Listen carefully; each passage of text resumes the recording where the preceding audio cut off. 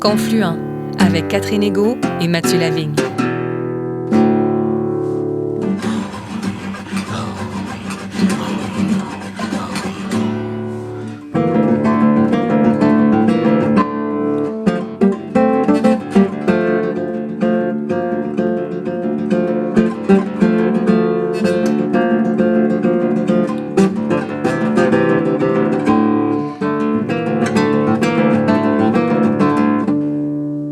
Bonjour Catherine. Bonjour Mathieu. Aujourd'hui, nous plongeons dans un moment souvent oublié de l'histoire des premiers peuples, la première moitié du 19e siècle, une période qui se situe entre la Nouvelle-France et la Confédération et que l'on a longtemps présentée comme un temps de silence autochtone. Or, il n'en est rien.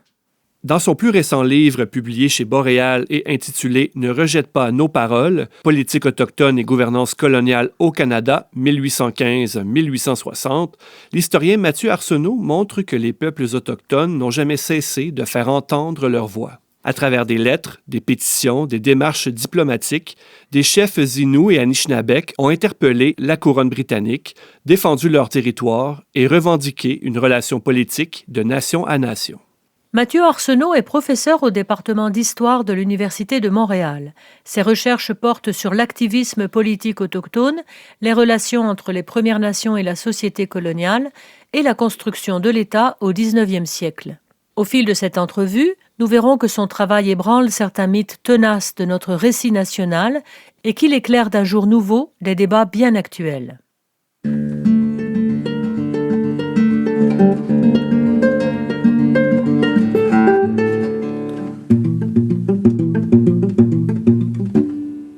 Mathieu Arsenault, bonjour. Bonjour. Mathieu, merci d'avoir accepté notre invitation. Merci d'être présent en studio aujourd'hui. Ça me fait plaisir. Merci à vous. Mathieu, avant de parler de ton plus récent livre paru chez Boréal, livre qui est intitulé « Ne rejette pas nos paroles, politique autochtone et gouvernance coloniale au Canada, 1815-1860 », j'aimerais en savoir un peu plus sur toi, sur ton parcours. Comment les questions autochtones arrivent dans ta vie? Comment surgit ton intérêt pour l'histoire des premiers peuples? Oui, bien, c'est assez tardivement que ça arrive dans ma vie, dans un sens, puisque, je suis originaire de la Gaspésie, j'ai grandi à Rimouski. Quand j'ai fait mes études, je suis parti en France un moment, donc j'étais pas du tout dans les études autochtones, même que mon mémoire de maîtrise, c'était une histoire des rébellions. Alors, je regardais comment les historiens ont parlé des rébellions de 1737-38. Donc, l'histoire autochtone a plutôt fait éruption dans ma vie vers 2012 avec le mouvement Idle No More, qui était un mouvement de contestation des politiques du gouvernement de Stephen Harper à l'époque, notamment les Premières Nations en Ontario, mais aussi au Québec, un peu partout au Canada, voulaient protéger les voies navigables. C'était une opposition à un changement de réglementation sur la protection de l'environnement puis des voies navigables. Et ça a été vraiment important à l'époque, la mobilisation sur les médias sociaux, dans la rue. Et je me rappelle de Teresa Spence, qui était la chef de la Première Nation d'Ottawa-Piscate, dans le nord de l'Ontario. Et elle avait fait une grève de la faim pendant plusieurs jours pour rencontrer le premier ministre Harper, et elle demandait à rencontrer le gouverneur général. Et ce qui était assez comique, c'est que quand on regardait dans les médias, lorsqu'elle avait réussi à avoir son entrevue avec Stephen Harper, elle avait dit non. Si le gouverneur n'est pas là, l'État n'a pas la légitimité de parler de nos traités parce que nos traités sont avec la couronne.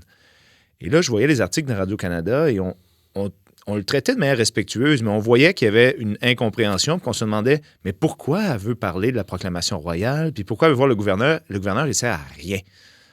Donc moi, je me suis dit, j'ai aucune idée pourquoi elle demande ça, mais c'est ce qui m'a intéressé. Donc c'est ce qui m'a amené à développer un projet de doctorat sur la relation entre les Premières Nations et la couronne. Donc j'avais absolument aucune idée quelle était la nature de cette relation, mais j'ai développé un projet de thèse que j'ai soumis au CRSH, un organisme de financement. Et finalement, ça a été accepté. Je suis parti en Ontario faire ma thèse sur ce sujet-là. Et Mathieu, justement, tu as travaillé pour le ministère des Affaires autochtones de l'Ontario dans la foulée justement de ton départ pour l'Ontario. Et tu as travaillé plus précisément au service des revendications territoriales et de la réconciliation en Ontario. Et tu dis avoir appris à travailler pour et avec les peuples autochtones. Mathieu, comment s'est effectué cet apprentissage-là? Puis en quoi consistait justement ton travail dans ce service? Oui, alors ça, c'est bel accident de parcours, hein, ce travail en 2018-2019 au ministère des Affaires autochtones de l'Ontario. J'avais plusieurs collègues historiennes qui étaient là, qui travaillaient à temps plein, notamment pour les revendications territoriales. Et une collègue en particulier, Alison Norman, m'a contacté. Elle a dit « Hey, il y a un poste là, d'ouvert, tu devrais appliquer. » 2 semaines après, je n'avais pas appliqué, puis elle m'a dit « T'as-tu appliqué au poste? Il faudrait vraiment que tu appliques. » Et on voit ici les historiens, hein, ils voulaient noyauter, c'est ça, ils voulaient noyauter le ministère pour faire du bon travail. C'est ça. Et effectivement, une fois arrivé là-bas, c'était un poste de conseiller en recherche. Et il y avait plusieurs collègues qui avaient fait de l'histoire du Canada. Il y avait plusieurs gens avec des doctorats en histoire qui travaillaient là. Et pourquoi je dis que j'ai appris à travailler avec, c'est qu'il y a des membres des communautés autochtones qui sont dans le ministère des Affaires autochtones. Et là, ça pourra nous ramener plus tard au livre, parce que ce qu'on appelle à l'époque le département des Affaires indiennes, hein, au 19e siècle, il y a des membres des communautés autochtones qui travaillent dans ce qu'ils appellent leur département. Mais pour revenir à 2018, il y a des membres de différentes communautés autochtones, des Premières Nations, des Inuits, avec qui je travaillais, qui étaient des négociateurs pour le gouvernement de l'Ontario sur les affaires autochtones. Et j'ai aussi appris à faire du service public pour les communautés qui présentaient des demandes de revendications territoriales. Donc, des fois, on a tendance à opposer le gouvernement de l'Ontario contre les Premières Nations, mais c'était vraiment du travail qu'on faisait avec ces communautés autochtones. Donc, on recevait leurs revendications, on travaillait avec toute une équipe d'avocats pour évaluer le cas, d'historiens, et on avait des rencontres. Et des fois, ça nous arrivait de contacter les chefs en disant « Bon, il nous manque telle information, voulez-vous compléter? » ou « On aimerait avoir tel complément. » Et on avait des tables de négociation où moi j'allais et puis on avait, c'est toujours une négociation, il y a 2 côtés à une table. Donc oui, il y avait la Première Nation de l'autre côté et le gouvernement d'un bord. Mais j'ai jamais senti qu'il y avait une grosse confrontation. On était là pour faire avancer les choses. Donc vraiment, c'est un service public et les Premières Nations sont un partenaire avec qui on avait à offrir des services en tant que gouvernement de l'Ontario. Donc à la fois travailler avec des collègues autochtones, mais aussi travailler avec des membres des communautés autochtones à qui on devait rendre des services en tant que province de l'Ontario. Ah oui. Donc, c'est autre chose qu'un travail en archives. Ça a dû, je ne sais pas, avoir un impact sur ta manière d'approcher ton travail en histoire des questions autochtones? Oui, c'est sûr. Il y a quand même un travail d'archives. Parce que moi, comme conseiller en recherche, on me demandait de faire une histoire des torts qui ont été causés à ces communautés. D'appuyer sur des documents. Qui ont amené à une revendication territoriale. Donc, c'est un peu ça. Et je vous donne un exemple. Le dernier cas sur lequel j'ai travaillé, c'est celui de ce qu'on appelle les annuités des traités Robinson et Huron et supérieurs. Donc, les Premières Nations disaient que lors de la signature du traité en 1850, ils avaient demandé que les redevances tirées de l'exploitation des ressources leur soient redistribuées en paiement annuel. Donc, ils avaient obtenu un paiement. À l'époque, en 1850, ils demandaient 10 $ par personne chaque année. Ils ont obtenu finalement 1 $. Et en 1873, ça avait été augmenté à 4 $, mais ça n'avait jamais été augmenté par la suite. Donc, encore en 2018, ils recevaient 4 $ par personne. Donc, ils ont dit que la couronne avait manqué à l'honneur de la couronne de redistribuer les richesses tirées du territoire. Et donc, comme historien, moi, je devais évaluer quels étaient les revenus tirés du territoire depuis 1873 en termes de les droits de chasse, la foresterie, l'uranium qui a été extrait, les barrages hydroélectriques, donc tout ce que la province a tiré comme ressources versus tout ce que la province a dépensé en infrastructure, les routes, les hôpitaux, etc. Donc, évidemment, c'est un calcul hyper compliqué et virtuellement impossible à obtenir. Mais l'information qu'on a collectée, puis j'ai travaillé avec l'équipe d'historiens de la Première Nation aussi. Donc, c'était un travail vraiment collaboratif. Même une fois, je me rappelle, à la table, j'ai réalisé qu'il y avait des erreurs dans leurs chiffres, puis c'était en défaveur de la communauté. Donc, j'ai parlé avec mon sous-ministre, puis j'ai dit, bon, là, voici les tableaux, et on devrait leur dire. Il dit, bien, c'est sûr qu'on va leur dire. Donc, on leur a présenté nos données, et puis là, ça a tout de suite mis la négociation dans une bonne ambiance. Ben oui. Parce qu'ils voyaient qu'on travaillait ensemble. Il y avait un lien de confiance. Pour régler, c'est ça. Alors, bon, c'est pas grâce à moi que ce cas-là a été réglé. Plusieurs dizaines de personnes ont travaillé là-dessus pendant plusieurs années. Mais juste pour vous donner, à titre d'exemple, le traité Robinson-Huron, en 2023, il y a eu un règlement pour 10 milliards. Alors que Robinson-Supérieur, il y a eu un règlement en 2026 pour 3,6 milliards. Donc, ça, c'est de l'argent qui est retourné aux communautés autochtones parce qu'ils ont négocié les traités en 1850, et j'en parle dans le livre, mais aussi parce que le colonialisme de peuplement qui a été déployé au 19e puis au 20e siècle, les a privés de ces revenus-là qui, légalement, leur appartenaient. Avait été négocié dans le traité. Donc. C'est ça.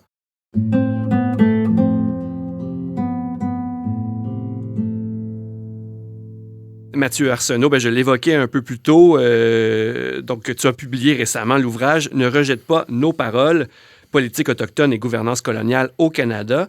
Donc dans ce livre, tu analyses notamment le discours des Inuits et des Anishinabek pour comprendre comment ces nations ont participé à définir la politique coloniale entre 1815 et 1860. Et rapidement, en te lisant, on comprend que c'est une période, le 19e siècle, ou particulièrement 1815 à 1860, qui est peu étudiée. Pourquoi cette période de l'histoire des premiers peuples est un peu dans notre angle mort collectif, là? Oui. À prime abord, les dates 1815, 1860 peuvent apparaître curieuses ou même, je dirais, peut-être provocantes parce qu'on aurait pu penser, 1867 comme date de fin, la Confédération. Oui. Mais moi, je développe que la Confédération, c'est un non-événement. En fait, ça ne change absolument rien au point de vue des politiques entre les Premières Nations et l'État colonial.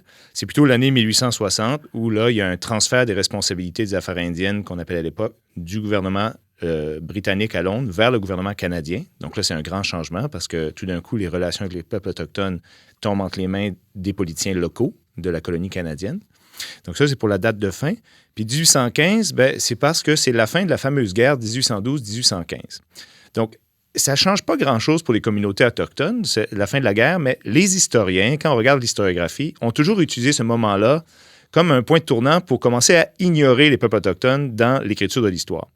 Alors, je m'explique, c'est que les historiens se sont intéressés à l'histoire autochtone durant la Nouvelle-France, autochtones comme alliés de la couronne, participation aux guerres, donc ce sont des partenaires. Et on nous dit, après 1815, il n'y a plus de guerre entre les États-Unis et l'Amérique du Nord britannique, donc les Autochtones deviennent inutiles, ça devient des obstacles. Et cet argument-là permet aux historiens de dire, donc on n'en parle plus, et maintenant, on va parler des moments de transition. Transition vers le capitalisme industriel, l'abolition du régime seigneurial, l'État libéral, l'immigration. Donc, vraiment, les choses sur le développement de la colonie. Et moi, je commence à ce moment-là pour dire, cet argument-là, il est faux pour plusieurs raisons. La première, c'est que c'est un argument qui est téléologique, dans le sens où, en 1815, on ne savait pas du tout qu'il n'y aurait plus de guerre entre les États-Unis et l'Amérique du Nord britannique. Bon, quand je disais ça en 2019, ça semblait plus curieux qu'aujourd'hui. Aujourd'hui, on demande encore, à cause des tensions géopolitiques, qu'est-ce qui se produit avec notre voisin. Mais donc, on a toujours compté sur les Autochtones comme des auxiliaires de l'armée. Et d'ailleurs, encore pendant les rébellions de 37-38, l'État mobilise les Autochtones pour défendre la colonie contre les insurgés canadiens-français. Même lorsqu'ils se réfugient aux États-Unis pour continuer la Révolution en 1838, ce sont des communautés autochtones qui patrouillent les frontières du Haut-Canada. Donc, elles sont toujours présentes et elles mobilisent toujours leur voix politique. Elles continuent de se mettre de l'avant comme des alliés, non pas des sujets de la couronne britannique. Et c'est pour ça que mon livre commence à ce moment-là. C'est pour dire, OK, ils sont toujours présents, il n'y a rien qui change pour eux, mais comment est-ce qu'en 1860, là, ça va affecter leur vie? Oh, oui.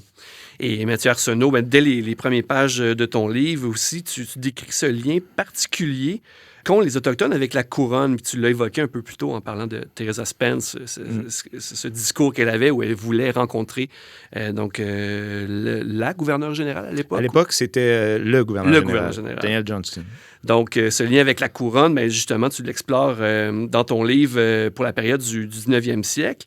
Est-ce que tu pourrais préciser pour nous la nature de ce lien entre Autochtones et la couronne? Oui. Quand on dit ici la couronne, c'est vraiment le gouvernement britannique, donc à Londres. Et dans le cas de l'Amérique du Nord, dès 1755, on crée une entité qui s'appelle le Département des Affaires indiennes, qui est sous l'administration de l'armée, donc qui est géré par le secrétaire d'État à la guerre et aux colonies à Londres, et un ministre du gouvernement britannique, donc.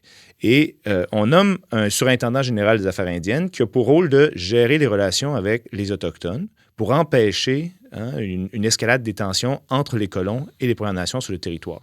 On peut bien comprendre, les colons veulent s'approprier le territoire, les Premières Nations veulent défendre leurs intérêts, leurs ressources, donc il y a des tensions. Et l'Empire va nommer ce département comme arbitre, médiateur dans ces relations.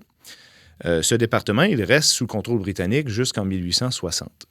Et donc, les Autochtones se sont toujours considérés à juste titre comme des individus qui ne sont pas des sujets comme les colons. D'ailleurs, ils utilisent un langage métaphorique. Ils disent les enfants rouges et ils appellent les colons les enfants blancs.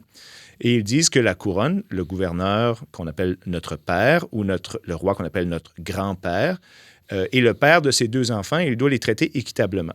Donc, ils ne se considèrent pas comme faisant partie de la population coloniale et ils disent qu'ils ont une relation spéciale avec la couronne, une relation qui est scellée dans le sang.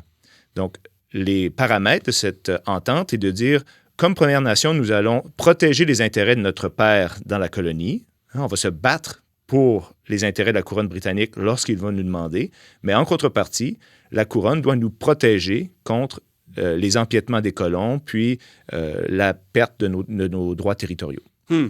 Et dans ton ouvrage, Mathieu, tu évoques entre autres la différence de tradition de relations diplomatiques et militaires du côté Innu et du côté Anishinaabe avec la couronne. Ils n'ont pas, ces deux peuples-là, la même manière de justement être en relation avec la couronne. Est-ce que tu peux développer un peu ces points-là? Oui, bien, ce qui est intéressant à comparer les Anishinaabe du nord du lac Huron avec les Inuits au nord du fleuve Saint-Laurent, c'est que ce sont deux peuples qui subissent les pressions de la colonisation de peuplement à peu près au même moment. Vers les années 1830-40, on commence à voir, dans le cas du lac Huron, des industriels qui viennent pour miner le cuivre en particulier, exploiter le bois aussi. Et dans le cas des Inuits, on commence à voir des industriels du bois, les Price, entre autres, qui viennent exploiter la forêt. Et à partir de 1842, des colons aussi qui viennent pour coloniser la région.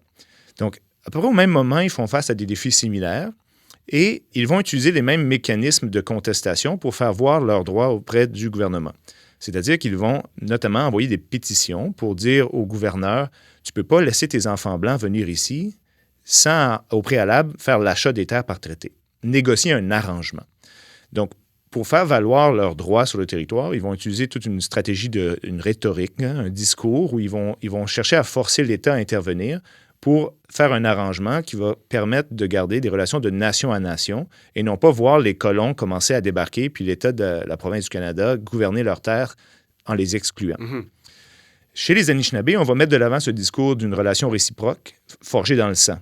Ils vont dire on a les médailles de la reine Victoria qui démontrent qu'on s'est battu. Elle nous a donné ces médailles parce qu'on est des chefs qui ont une relation avec notre mère, la reine, de l'autre côté du lac Salé. On utilise tout un langage rhétorique pour montrer qu'on est des vrais Autochtones et puis qu'on a... Donc, le lac Salé, c'est l'océan. C'est l'océan Atlantique. Et donc, ils disent on s'est battu contre les longs couteaux. Les longs couteaux, c'est les Américains, pour préserver les terres de notre mère. Donc, notre mère doit nous protéger contre les colons qui viennent prendre nos ressources. Et les Inuits, eux, ne peuvent pas mettre de l'avant le même langage parce qu'ils ne se sont pas battus dans les guerres coloniales, puisqu'on ne leur a jamais demandé, déjà. Et ils étaient loin des fronts où ces guerres se produisaient. Et jusque dans les années 1830, les relations des Inuits avec la société coloniale se limitaient grosso modo à la présence de la traite des fourrures et des missionnaires. Donc, c'est au moment où les colons débarquent, dans les années 1830-40, qu'ils doivent se mettre en relation avec l'État pour dire, OK, là, maintenant, on a des intérêts partagés et on doit négocier un arrangement, un traité. Et la rhétorique qu'ils mettent de l'avant, c'est une rhétorique en disant, tu dois nous traiter de manière équitable avec les autres nations autochtones. Donc, tu dois faire des traités avec nous parce que tu le fais avec les autres. Et aussi, ils vont mobiliser la proclamation royale de 1763 qui dit que les terres non cédées doivent être acquises par voie de traité. Donc, ils ne sont pas en mesure de mobiliser cet argument de relation réciproque. Ils disent plutôt qu'il devrait y avoir une relation équitable entre tous leurs frères autochtones. Et ça ne permet pas, malheureusement, de convaincre la couronne, le gouverneur général, de prendre ses responsabilités et d'intervenir pour qu'il y ait une négociation d'un traité. Le gouverneur va agir en 1850 pour forcer un traité Robinson-Huron, Robinson-Supérieur, au nord du lac Huron et du lac Supérieur, ce dont je parlais tout à l'heure, qui a mené à des ententes récemment.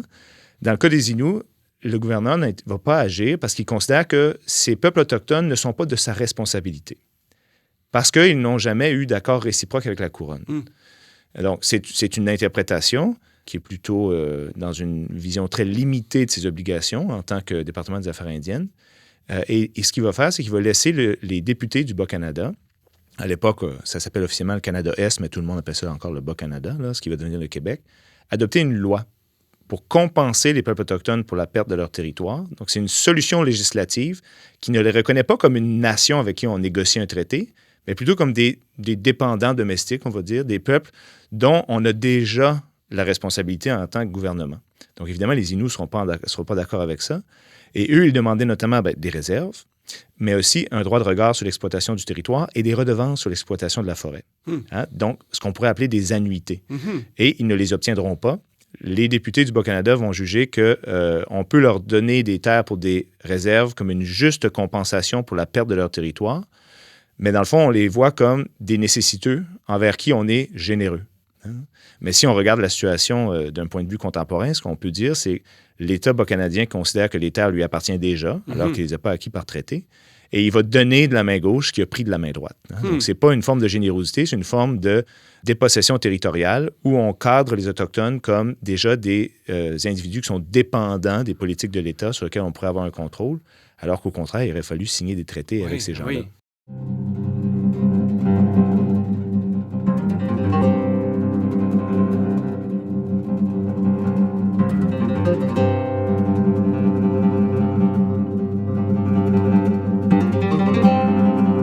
Confluent rencontre l'historien Mathieu Arsenault.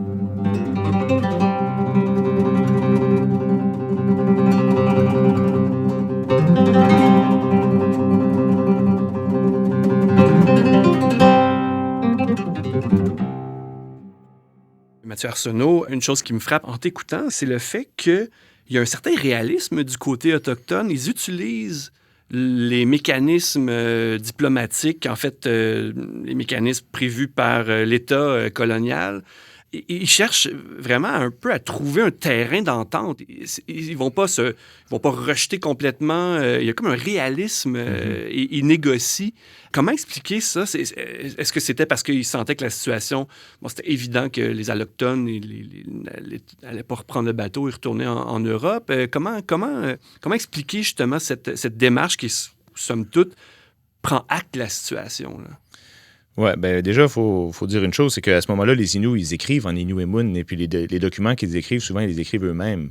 Donc, c'est des gens qui ont une bonne connaissance des mécanismes de la société coloniale et qui, dans certains cas, quand on regarde l'épisode de la traite des fourrures, l'accès à des marchandises, l'accès à du crédit, l'accès à des matériaux, simplement le canevas pour faire la tente, par exemple, ou la farine pour faire la bannique, ça a été intégré comme des éléments dans l'économie puis la culture traditionnelle des Premières Nations au 19e siècle.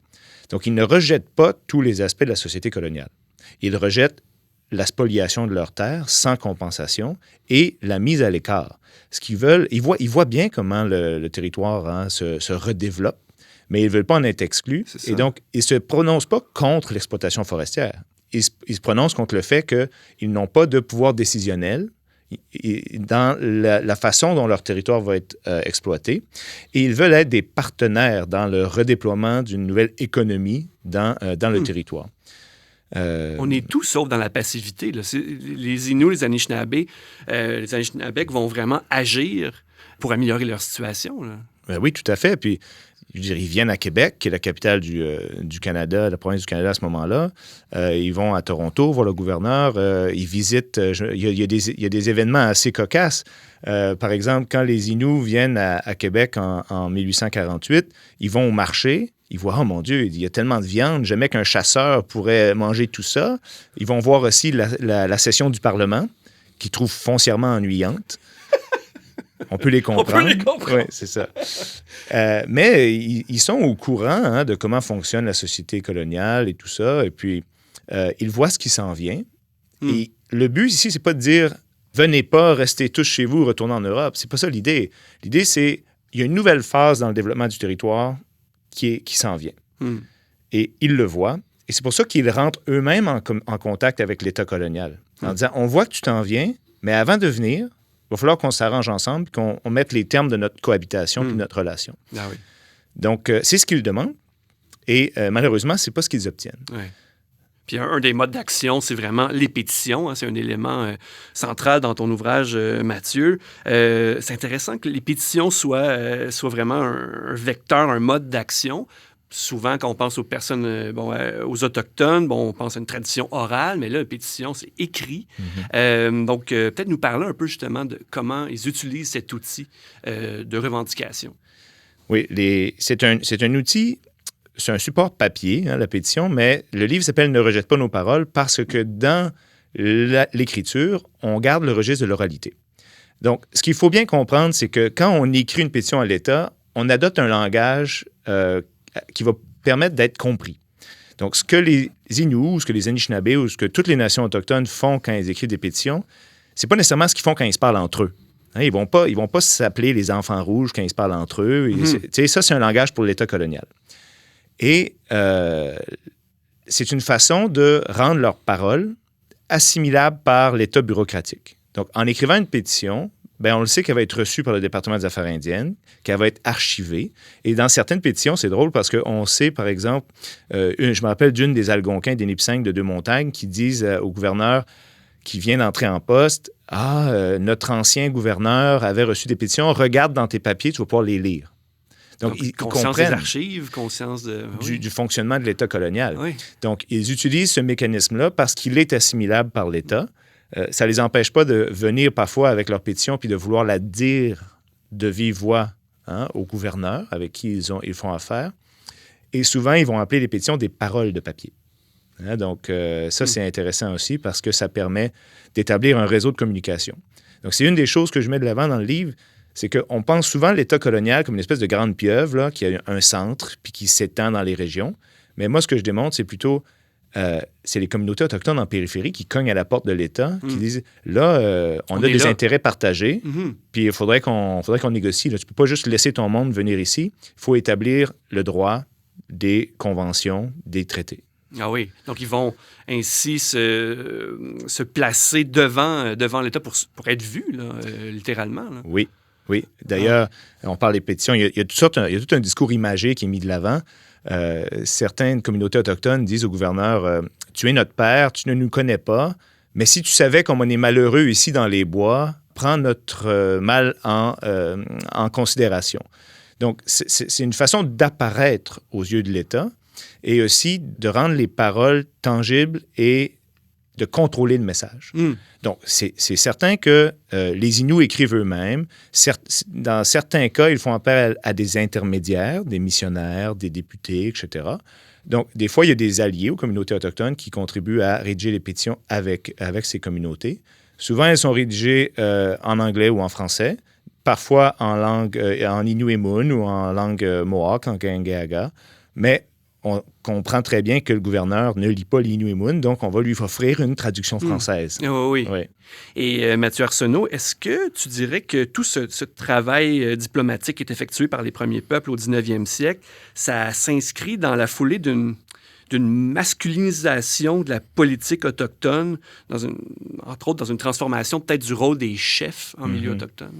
Oui, le concept de masculinisation de la politique a été étudié notamment par mon collègue Maxime Goyer, professeur à l'UQAR, qui lui aussi a travaillé beaucoup sur la pratique pétitionnaire autochtone, au régime français puis au régime britannique également. Et ça vient aussi du fait que dans les signataires, c'est souvent des hommes. En fait, c'est tout le temps des hommes. On a quelques pétitions de femmes autochtones. Souvent, ce sont des femmes veuves qui demandent des pensions au gouverneur. Donc là, ça nous ramènerait à tout le statut de la femme veuve dans l'Ancien Régime, là, où là, elle a des droits en tant que femme parce qu'elle n'est plus sous la tutelle de son père ou de son mari. Donc, parfois, on les voit. Dans les pétitions, on voit souvent les chefs masculins dire qu'ils parlent au nom de eux, leurs guerriers, leurs femmes et les enfants de la nation. Donc, les femmes apparaissent en filigrane. Mais c'est sûr que c'est un régime, l'État britannique, c'est un régime politique qui est patriarcal. Donc, quand on voit des visites diplomatiques des Autochtones qui viennent, ils sont reçus par le gouverneur. Le gouverneur, il veut voir les hommes, il veut parler avec les chefs. L'exemple de 1839 est intéressant parce que des chefs autochtones descendent du lac Témiscamingue en 1839. Ça prend 15-17 jours. Là. C'est ça, déjà, un trajet incroyable. Ils sont reçus par le gouverneur Colborne au château Ramsay, qui est le siège du gouvernement à ce moment-là parce qu'on est en train de faire la répression des rébellions à Montréal. Et dans le verbatim, on voit que il y a des chefs et des guerriers. C'est juste des hommes. Mais quand j'ai regardé plus en détail, le gouverneur, il leur donne des médailles, un drapeau britannique. Il les remercie pour leur offre d'offrir des guerriers pour réprimer les rébellions. Et il leur dit, je vais vous donner des rations alimentaires pour que vous retourniez chez vous. Mais quand on regarde dans les documents, on voit qu'il y a des rations, puis il y a des rations pour des femmes aussi. Donc, ça nous permet de voir qu'ils sont venus avec leur épouse. C'est ça, oui. Puis sans doute qu'ils sont venus avec leurs enfants aussi, parce que ça m'étonnerait qu'ils aient laissé tout seuls au lac Témiscamingue. Soit ils ont donné à des amis de la famille dans la communauté, soit ils sont descendus avec. Et dans le livre, on voit une photo c'est pas une photo, c'est une peinture de 1861. C'est le chef Dominique, qui est un Inou, en canot, puis dans le canot, il y a sa femme et son enfant. Donc, on peut présager que les femmes sont présentes, mais elles ne sont pas admises dans les rapports diplomatiques officiels avec l'État. C'est pas pour autant qu'ils ne doivent pas être inclus dans la politique. Hein. Ils doivent parler avec les hommes, etc. Ben oui, donc, c'est sûr qu'elles ont une voix, mais c'est une voix qui est beaucoup plus invisibilisée dans les archives de l'État colonial. Donc, en même temps qu'il y a un processus qui peut être décrit comme une espèce de masculinisation parce que l'État fait affaire avec les hommes, on pourrait dire aussi qu'il y a une invisibilisation de la participation des femmes à la politique. Elle est présente, mais elle se fait dans la sphère privée, qui ne laisse pas vraiment d'archives. C'est ça, exactement.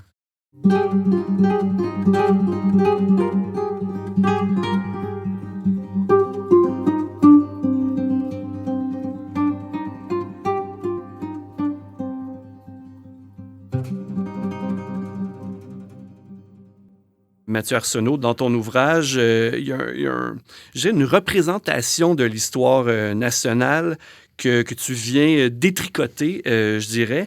Et c'est celle voulant que les Canadiens français, disons les futurs Québécois, se soient montrés, conciliants avec les premiers peuples, que cette relation était égalitaire.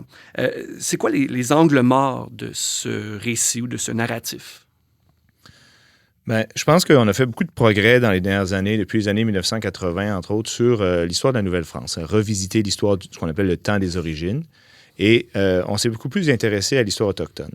Traditionnellement, l'histoire est une discipline qui, comme bien d'autres, a contribué à la colonisation. C'est-à-dire, quand on invisibilise l'histoire ou quand on fait des Autochtones le marchepied vers la civilisation française, qu'on les exclut, bien, ça fait partie d'une forme de colonialisme. Hein. Effacer les Autochtones de notre histoire, c'est faire de l'histoire coloniale. On s'est détaché de ça, puis on a voulu faire une histoire de la Nouvelle-France qui remet de l'avant le rôle des Autochtones, ce qui est très bien. Un des problèmes qui est sous-jacent à ça, c'est que si on dit, les peuples autochtones et puis la Nouvelle-France, tout allait bien, on se pose la question, mais comment on en est arrivé à 1990 puis à la crise d'Oka, par exemple? Hein? Oui. Et certains historiens, sociologues ont dit, c'est la faute du colonialisme britannique, le département des Affaires indiennes, etc. C'est venu briser la relation que les Français avaient avec les Autochtones.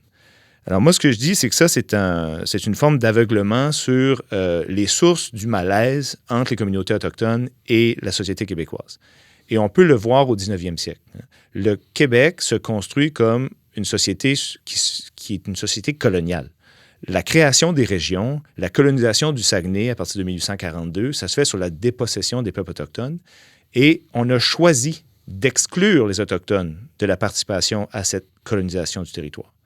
Quand on regarde ce qui se passe dans le livre, en 1850, on voit que le gouvernement canadien, le commissaire d'État de la Couronne, qui est Denis Benjamin Papineau, le frère de Louis-Joseph Papineau, c'est un politicien canadien à l'époque, c'est lui qui choisit de dire non à faire des traités avec les Autochtones, à nier leurs droits territoriaux.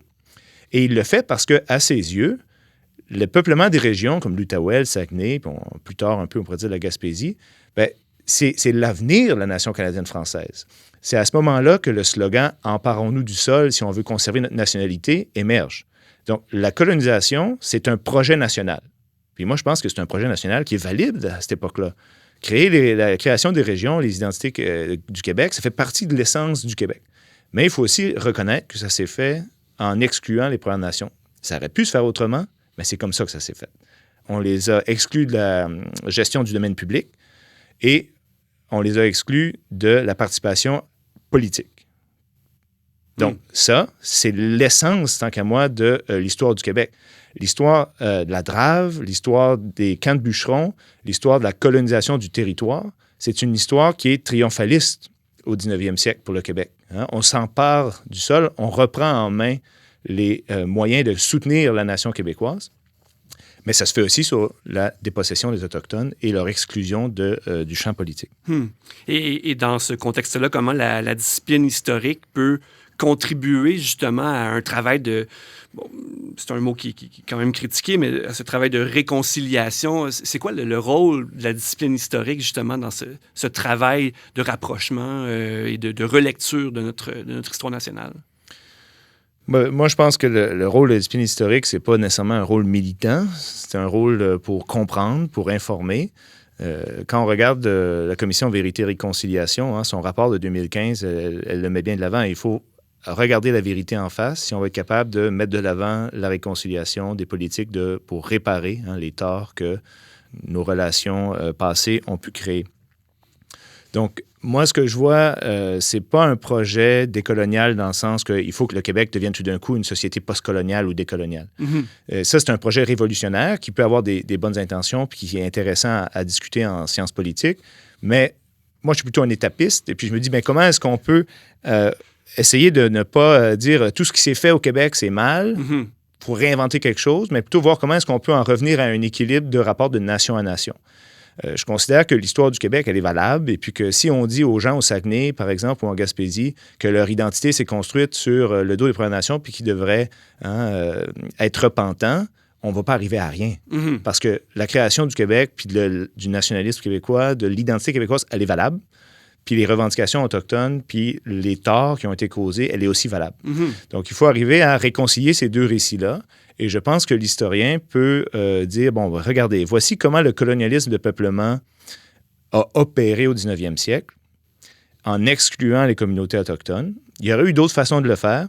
On a choisi une voie. Maintenant, qu'est-ce qu'on fait pour sortir de cette voie-là puis essayer de réconcilier la façon dont on occupe le territoire en donnant certains pouvoirs de gestion aux communautés autochtones. L'idée, c'est pas d'arriver à un système postcolonial où on serait tous amis dans ce beau jardin d'Amérique. Ça se produira pas. T'sais, on a des intérêts divergents, mais comment est-ce qu'on peut les faire cohabiter pour essayer de penser une nouvelle façon de cohabiter sur le territoire?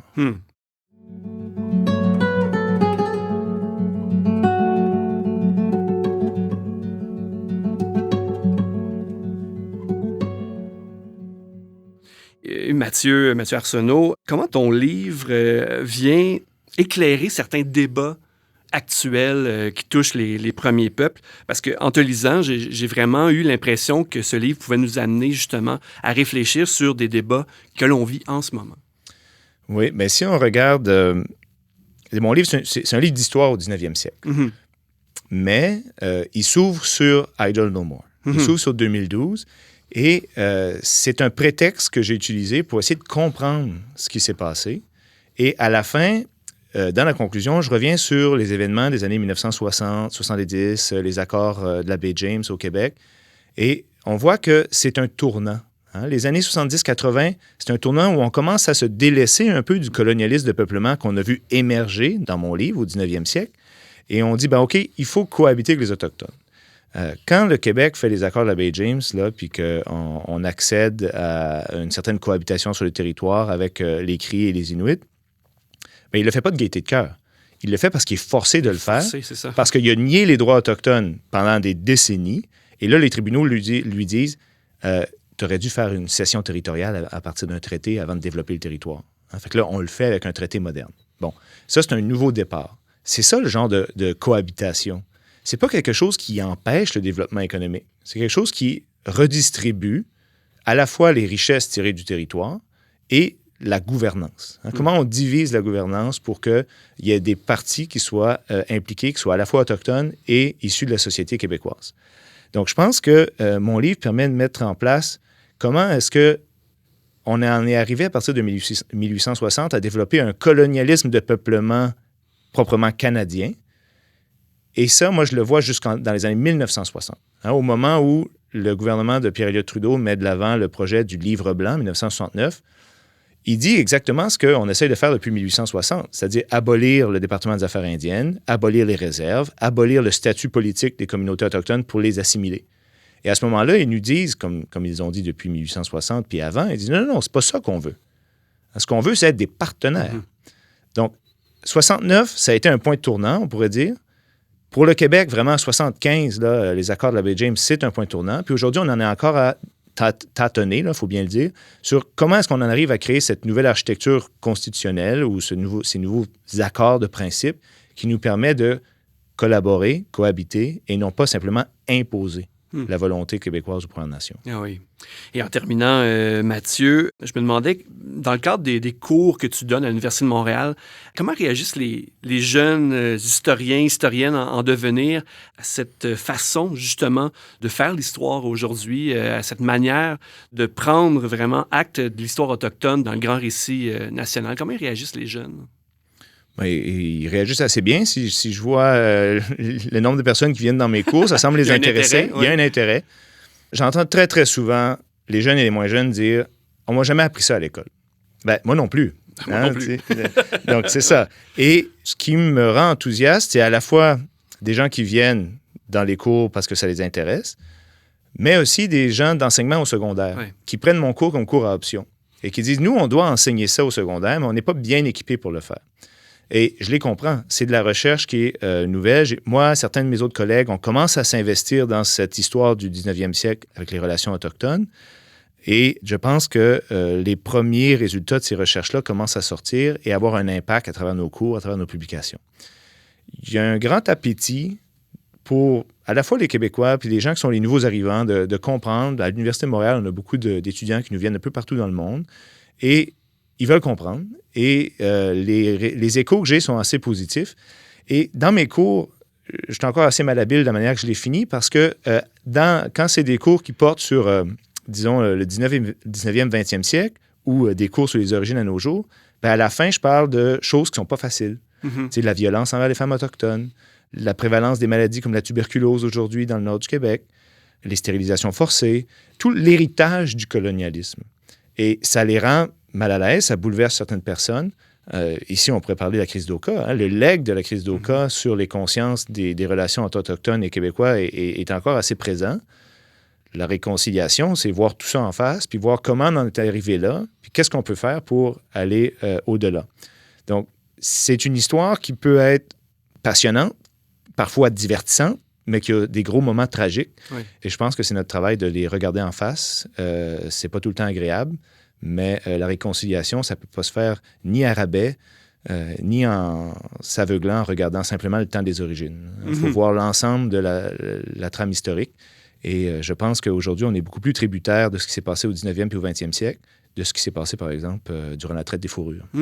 Et question qui me vient, est-ce que cette histoire, justement, qui s'écrit aujourd'hui se fait avec la collaboration d'historiens autochtones? Du côté autochtone, est-ce qu'il y a de plus en plus d'historiens qui jettent un regard, justement, sur ce grand récit national?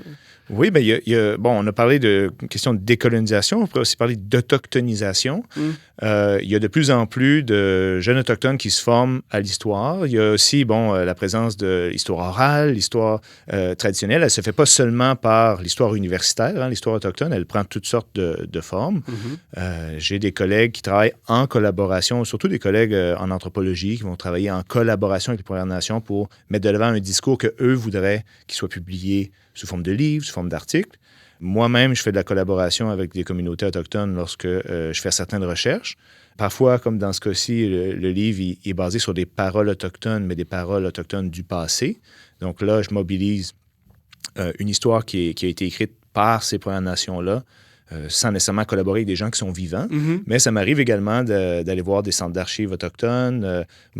J'ai un article que j'ai publié sur ce qu'on appelle à l'époque l'hôpital indien de Mastoyatch, à Pointe-Bleue. Le musée Innu de Mastoyatch m'a gentiment donné des transcriptions d'entrevues qui avaient été faites dans les années 1980 avec des aînés. Donc, il y a toutes sortes de sources qui nous permettent de faire l'histoire autochtone. On a souvent pensé qu'il n'y a que de l'histoire orale, puis que c'est donc compliqué, donc j'ai pas le temps de faire ça. Mais moi, ce que je démontre, c'est que au 19e siècle, les Premières Nations, elles écrivent. Et les archives qu'on a, c'est pas... Oui, on peut les appeler des archives coloniales parce que c'est les archives du département des Affaires indiennes, mais il y a des paroles autochtones qui sont là, puis il y a même des employés autochtones au 19e siècle dans le département. Donc, il faut pas essayer de diviser simplement d'un côté histoire écrite, histoire orale.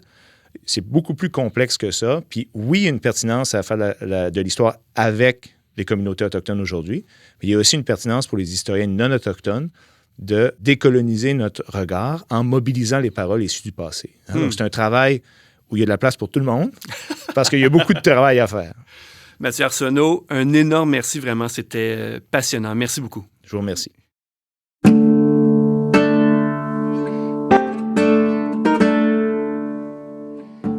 Un grand merci à l'historien Mathieu Arsenault qui, dans son plus récent livre paru chez Boréal et intitulé « Ne rejette pas nos paroles, politique autochtone et gouvernance coloniale au Canada, 1815-1860 », revient sur une période méconnue de l'histoire des premiers peuples. L'émission Confluent est portée par Mission Chez Nous, organisme de solidarité chrétienne avec les premiers peuples. Pour en savoir plus, www.missioncheznous.com. À la semaine prochaine, Catherine. À la semaine prochaine, Mathieu.